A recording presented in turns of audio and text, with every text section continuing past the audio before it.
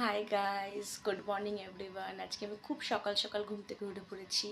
বলতে পারো আজকে আমি রাতে ঠিক করে আমার ঘুমই হয়নি, কারণ অনেক রাত অবধি পড়াশুনো করতে হয়েছে। তো আজকে খুবই সকাল সকাল ঘুম থেকে উঠে পড়েছি। তো ঘুম থেকে উঠে একটুখানি জাস্ট ঘুরছিলাম, একটুখানি নিজের সাথে টাইম স্পেন্ড করছিলাম। কারণ এক সময় না, সকালবেলা উঠে দেখবে মুডটা খুব ফ্রেশ লাগে। এখন যেরকম বাজে সকাল 7:30, তো 7:30টার সময় খুব সকাল সকাল না উঠলে বেশ ভালো লাগে দেখবে। আমার তো মুডটা খুব ফ্রেশ লাগে। যদিও আমার সবসময় সকাল সকাল ওঠা হয় না, আমার 8টা 8:30 তো বেজেই যায়। বাট আজকে একটু যেহেতু উঠতে পেরেছি বেশ ভালোই লাগছে। তো গাইস, দেখো আমার মাথার উপরে আছে গোপু সোনা, এটা আমি দেখাই।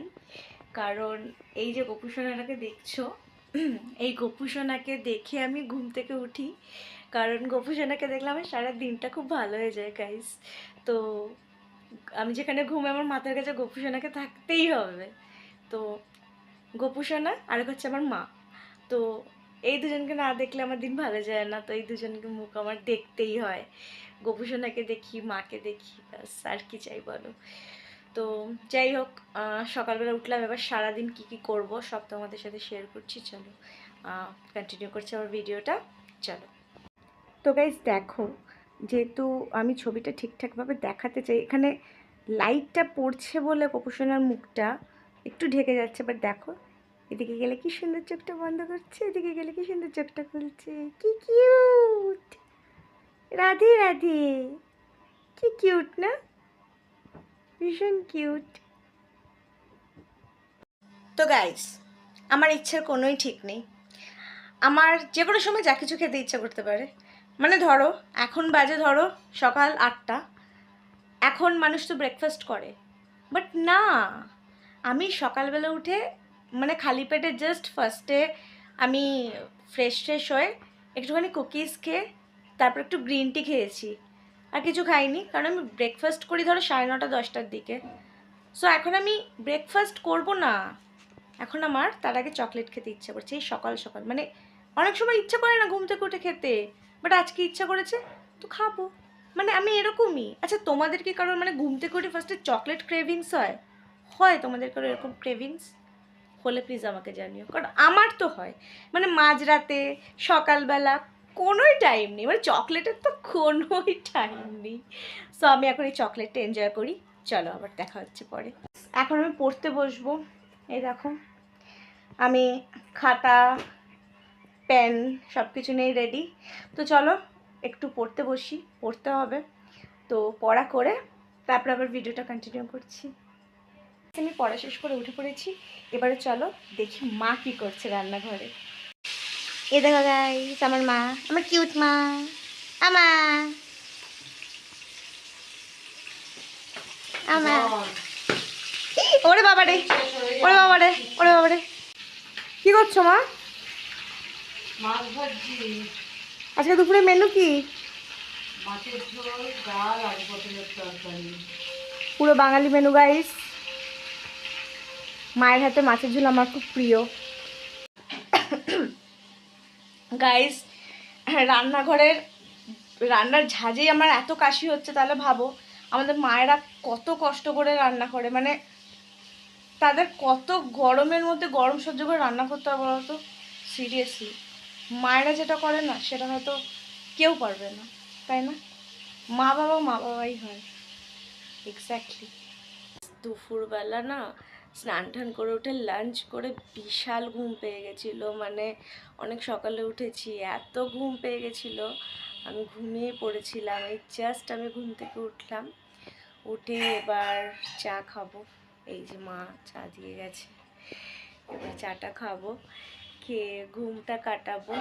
তো চলো চাটা খেয়ে নেওয়া যাক, তারপরে আবার আমাকে পড়তে বসতে হবে গাইজ। তো দেখি এবার চাটা খাই। উফ বাবা, শান্তি। ওয়েদারটা এতটাই লেজি, বাইরে দেখো সর্বক্ষণ বৃষ্টি হচ্ছে। হালকা নয় জোরে, কখনো কখনো বৃষ্টি সারাক্ষণ পড়েই চলেছে।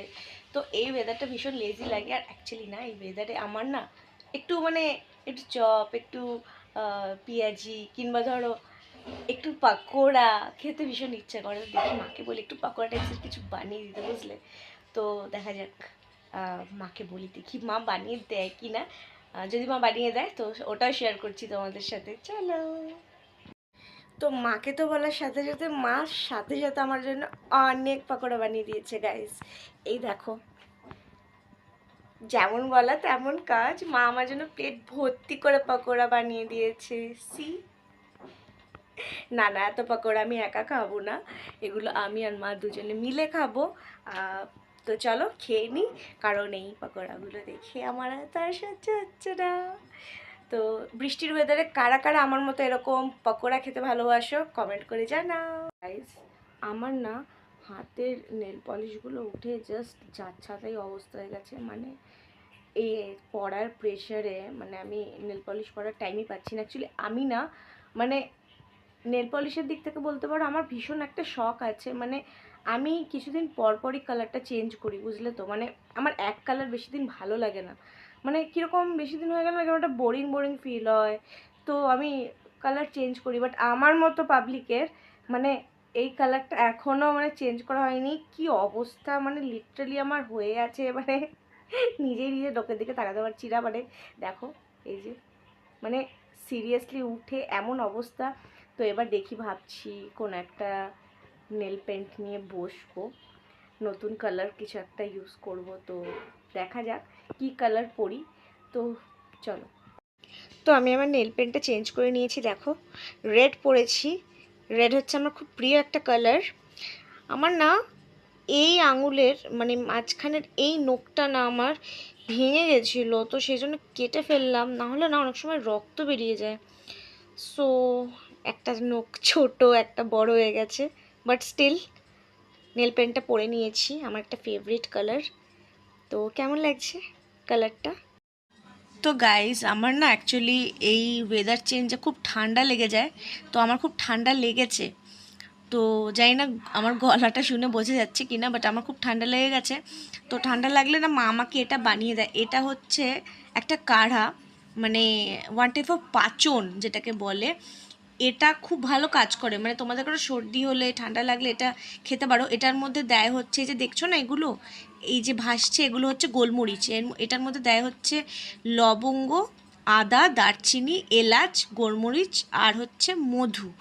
এটা দিয়ে বানালে এই কাঢ়াটা খেলে ভীষণ উপকার পাবে গাইজ, মানে আমি তো ভীষণ উপকার পাই। আমি, আমার দিদি, আমাদের যখন কারো ঠান্ডা লাগে আমার মা এটা বানিয়ে দেয়। তো এটা তোমরা ট্রাই করে দেখতে পারো। তো এবার খাবো মাছের ঝোল, যেটা মা বানিয়েছে মায়ের হাতের। তো চলো খেয়ে নিই।